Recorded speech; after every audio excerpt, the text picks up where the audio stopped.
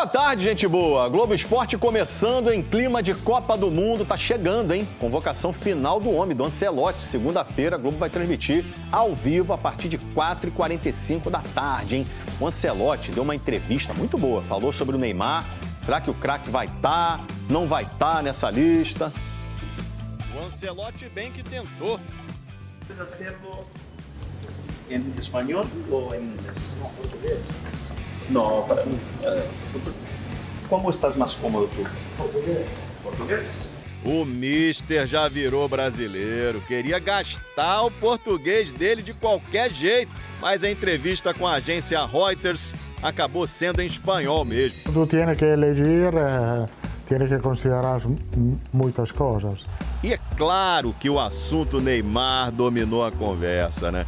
Na segunda-feira, o Ancelotti vai convocar a seleção para a Copa do Mundo e o povo quer saber.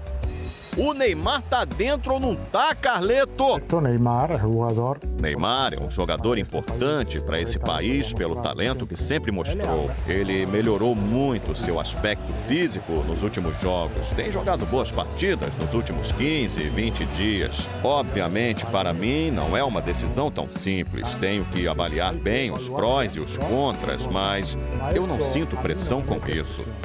A pressão pro Ancelotti não existe. O cara é um dos maiores vencedores do futebol europeu e ele sabe que é brabo. Eu sou a pessoa mais indicada para tomar essa decisão. Não, beleza, nunca duvidei. Aliás, o Brasil está em ótimas mãos, mas o povo ainda está curioso, Ancelotti. E o Neymar, cara? É muito amado o Neymar, É muito amado o Neymar, né? Não só para o povo, mas também para os jogadores. Se você chamar o Neymar, você não vai botar uma bomba no vestiário, porque ele é muito querido, muito amado. O ambiente externo está controlado. Estará controlado até o final da Copa do Mundo, com ou sem Neymar. É, gente boa, segunda-feira a gente vai descobrir tudo isso aí. O Ancelotti não deu brecha. Pode ser uma lista perfeita. Posso fazer uma lista perfeita? Impossível, mas posso fazer uma lista com menos erros, comparando com outros. Disso, estou seguro. Eu também estou seguro, fechado com o professor Ancelotti, o Mister. O Hexa vem, meus amigos. Estou acreditando. Se eu não acreditasse, nem ia pra lá. Segunda-feira, Globo Esporte vai ser do Museu do Amanhã, programa especial para acompanhar essa convocação da Copa, gente. Ansiedade. Neymar, hoje à noite, inclusive, tem mais uma chance aí para impressionar o Ancelotti, né? Coritiba e Santos, vale vaga nas oitavas de final da Copa do Brasil. Temos imagens de Neymar chegando com o elenco lá em Curitiba. Aí todo mundo grita. Todo mundo quer abraçar, pede foto, é uma tietagem que não acaba. Olha lá, como o Ancelotti falou, homem amado por muita gente mesmo. Aí, tem uma enquete rolando no GE. Globo na internet. Leva ou não leva? Aponta aí a câmera do celular para o QR Code que está aparecendo na tela. Você vai direto para a votação lá no site. A pergunta é muito simples. Você convocaria o Neymar para a Copa do Mundo? E o Brasil está dividido, está polarizado, temos um empate técnico. Não levaria, 50,01 levaria 49,99. Isso é um empate técnico, né? Empatou. E aí? É o Ancelotti que vai decidir mesmo, não tem jeito. No programa Hexa Neles, comandado pelo Denilson, quem também falou sobre Neymar foi o Cafu, capitão do Penta, né? Bora ver um trechinho, então.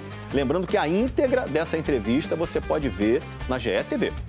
O Ancelotti é um cara honesto, é um cara sincero, é um cara coerente.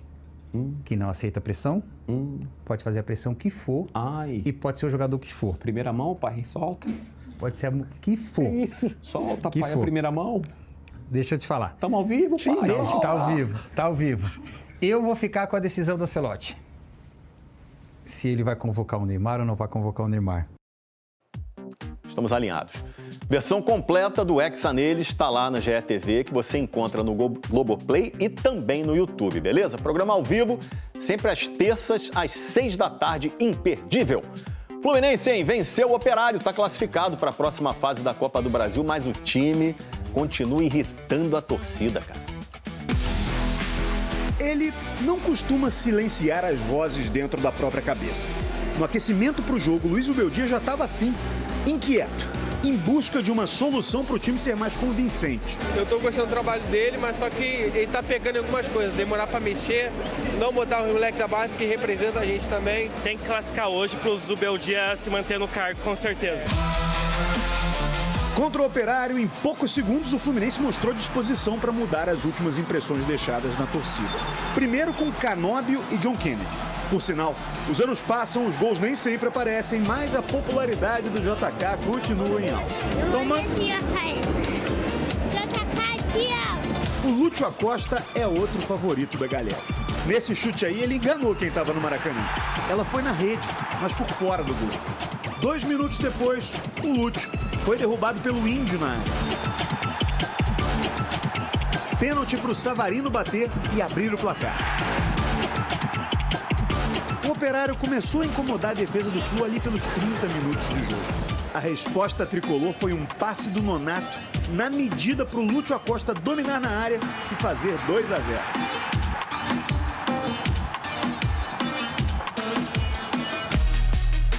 Estava tudo controlado e o Fluminense teve a chance de matar o jogo no primeiro minuto do segundo tempo. O colombiano Cueno se enrolou tentando marcar o John Kennedy e pôs a mão na bola. Sua Excelência, o árbitro João Vitor Gobi de São Paulo, não marcou de cara, mas o VAR chamou e marcou. O JK assumiu essa responsabilidade, olhou fixo para o goleiro, olhou tanto que perdeu a dimensão do gol. Uma bomba no travessão. Mas acontece. Não saiu da forma que eu imaginei, mas agora é treinar. Dali pra frente o jogo ficou bem pior para o Fluminense. E poderia ter sido ainda mais difícil com uma expulsão do Lúcio Acosta. De novo o VAR entrou em ação e corrigiu o árbitro. A essa altura a paciência do Zubeldia já tinha ido para o espaço. Mais ou menos como a paciência da torcida com os zagueiros do Fluminense. O Gêmeos não estava bem. No lance do gol do Operário, ele perdeu o Felipe Augusto de vista.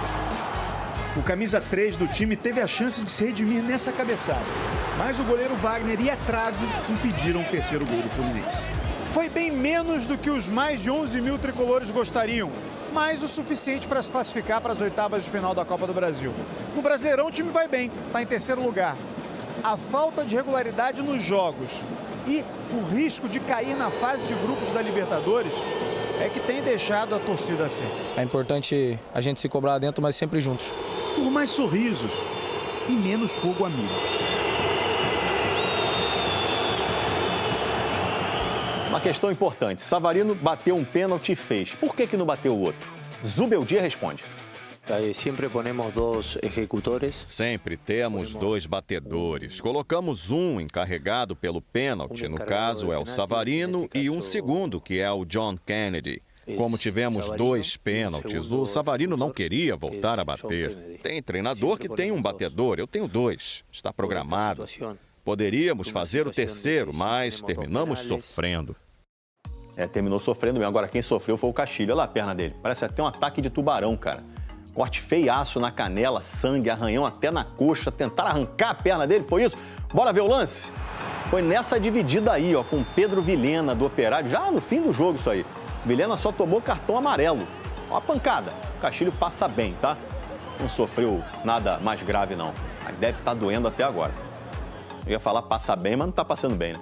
O Vasco pega o Paysandu hoje pela Copa do Brasil, 7 da noite, transmissão ao vivo do Sport TV 2. Camila Barbieri, como vem o Vasco para esse jogo? Boa tarde. Oi, Escobar, boa tarde, tudo bem? Pois é, o Vasco venceu o primeiro jogo lá em Belém pelo placar de 2 a 0, o que possibilita, então, essa vantagem no placar e decidir em casa, fazer com que o Renato e a comissão técnica poupem alguns titulares, também porque o Vasco prioriza o Brasileirão, o Renato, inclusive, já falou sobre isso, e no sábado tem um confronto importante diante do Inter, lá em Porto Alegre. Bora dar uma olhada, então, na provável escalação do Vasco, que tem o Léo Jardim no gol, do lado direito o Paulo Henrique, a dupla de zaga com Saldívia e Lucas Freitas. Do lado esquerdo, Lucas Piton. O meio com Cauã Barros, Thiago Mendes e Johan Rojas. Esses 2 estão suspensos para o jogo do Brasileirão, por isso vão a campo hoje à noite. Marino Nestroça lá na frente, Nuno Moreira e também David como referência no ataque nessa provável escalação do Vasco. Escobar. Valeu, Camila Barbieri, a repórter fora de série. Um abraço para você, viu? Olha só, na Copa do Brasil Feminina, o Vasco se classificou bem para a terceira fase, goleou o Araguari mostrar os gols para você. Primeiro, Larissa Ramos recebeu o lançamento, aí ó, tirou a zagueira, meteu a canhota, 1-0 Vasco. Aí teve pênalti de Fernanda Silva em Laisa Brum. Vilmara bateu, bem, 2-0. Aí a Fernanda vai fazer o dela agora, ó. Chute cruzado, cantinho, 3-0 Vasco. O quarto foi da Tefa, de fora da área. Aí a Fernanda derrubou a Ana Beatriz na área. Pênalti para o Araguari, batido pela própria Ana Beatriz, 4-1. E o Vasco ainda fez mais um, Maiara. Tabelinha bonita, ao toque, cantinho. E o Vasco venceu 5-1. Intervalo rápido, na volta, informações do Flamengo e o quadro Meu Time é Seleção. O papai João Santana no Botafogo enfrentando a África do Sul. Eu volto em precisamente 45 segundos. Superbet apresenta Jogo da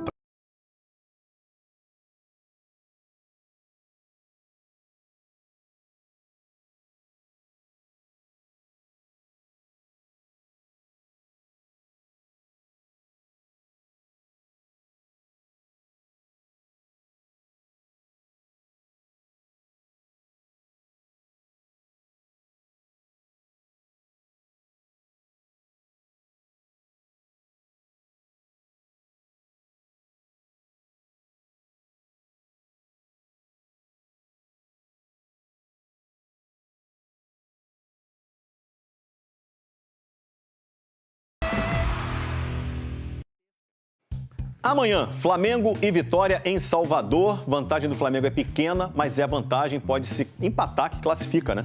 Débora Gares, como é que tá o Flamengo para esse jogo? Tudo bom, Escobar? Boa tarde para você, para todo mundo que nos acompanha. Tá bem, jogadores treinam a partir de 3 horas aqui no CT e já emendam viagem para Salvador. Como você disse, vão atrás de um empate porque venceram o jogo de ida por 2-1. Everton Araújo e Jorginho devem ser titulares, já que eles vão cumprir suspensão no jogo de domingo contra o Atlético Paranaense. Já o Pulgar e o Paquetá estão em fase final de recuperação de lesão.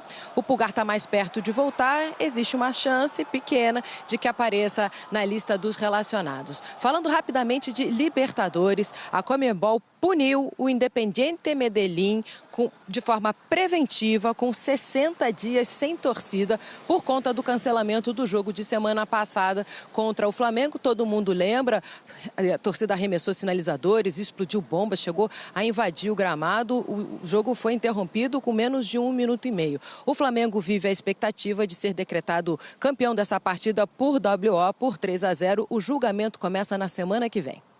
Um abraço. Valeu, Débora Gares. Bom trabalho para você. Botafogo viaja hoje, Chapecoense vai ser o adversário pela Copa do Brasil. Jogo amanhã, 6 da tarde, ao vivo no Sport TV. Lembrando que na ida, Alex Telles fez o gol da vitória, né? Foi 1-0. Agora o clima é de Copa do Mundo. Chamamos Papai Joel para relembrar um jogo diferente na história do Botafogo. Entre os muitos jogos do Botafogo ao longo dos anos contra seleções, tem um personagem que é importante tanto para o Botafogo quanto para o adversário da época. Estou falando de Joel Santana. Botafogo e África do Sul, 2010. Técnico do Botafogo, Joel. Um pouquinho antes, técnico da África do Sul. Joel, Botafogo e África do Sul tem um lugarzinho guardado aí no seu coração, né? Sempre teve, né? Eu fui para a África do Sul, passei lá quase 2 anos. O trabalho estava direitinho, bonitinho. Aí eu saí de lá, vim para o Brasil. O que eu peguei? Botafogo. Botafogo sempre está na minha vida.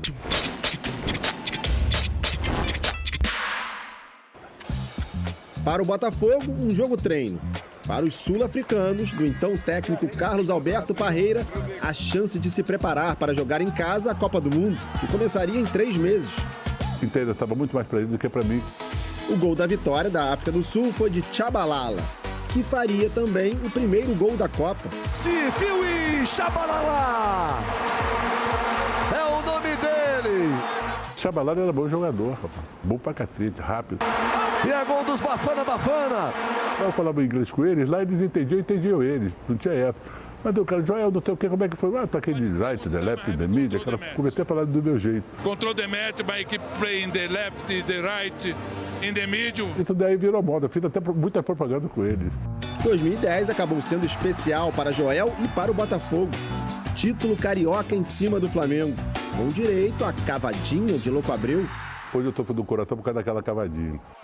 2010 não foi o único ano da história do Botafogo a reunir um jogo contra uma seleção e logo depois um título relevante. 1995 ficou marcado para sempre na vida do ex-lateral André Silva e de tantos outros botafoguenses. Ninguém sonhava em conquistar o Brasileiro em 95, né? Acho que nem a própria torcida.